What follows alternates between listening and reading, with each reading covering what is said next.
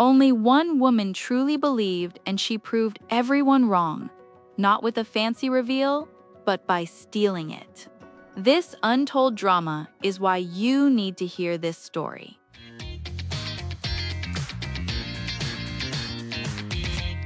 Cars are totally everywhere today, aren't they? They're like extensions of us. Sleek, powerful, and utterly ubiquitous. But the very first automobile? Oh, honey, it was a rickety, three-wheeled wonder born from pure genius, but also a good dose of desperation, public ridicule, and a massive confidence crisis for its creator. This isn't just about Karl Benz and his 1885 Motorwagen. It's the juicy, untold drama of how the world's first practical car actually came to be. All thanks to a covert, audacious road trip masterminded by a woman who quite literally stole the future.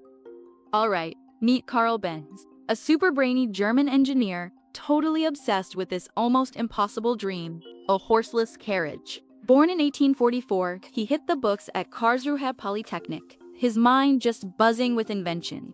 He even co-founded Benz NC in 1883, focusing on stationary engines. But his heart, it absolutely yearned for something bigger, something that would totally change the world.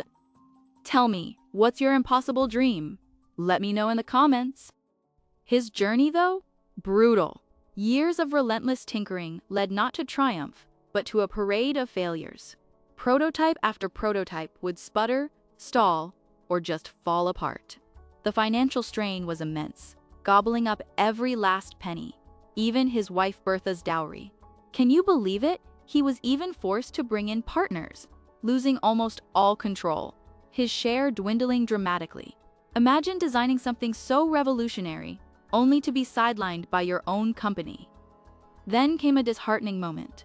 In 1885, a public demonstration of an early Motorwagen prototype at Mannheim didn't go as planned. The machine was difficult to control, making a small circle before stopping, without truly impressing the onlookers. For a cautious man like Karl, it was a crushing blow. He retreated, his confidence shaken, convinced his creation was destined for ridicule. He literally buried his magnificent machine in the workshop, paralyzed by fear of another public failure. But Karl wasn't flying solo on this dream. Right beside him was Bertha Benz, his amazing wife. She wasn't just a supportive spouse. She was a shrewd businesswoman and pretty brilliant engineer herself. She'd poured her inheritance into his ventures and believed fiercely in his genius. She saw Karl's despair, the world's cynicism, and knew inaction meant ruin.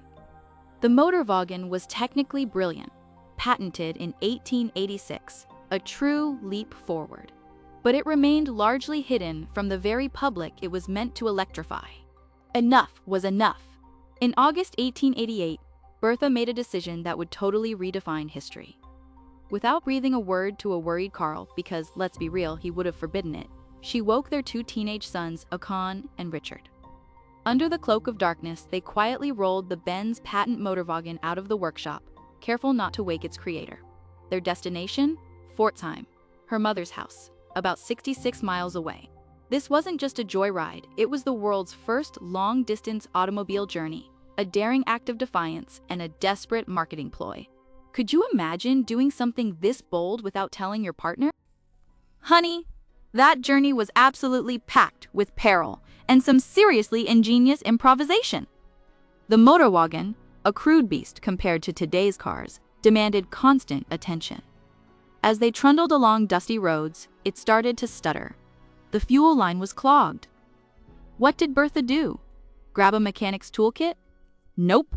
She reached for her hatpin, turning a fashion accessory into a crucial engineering instrument, clearing the blockage. Later, a frayed ignition wire threatened to stop them cold. Her solution? Her garter, cleverly used for insulation.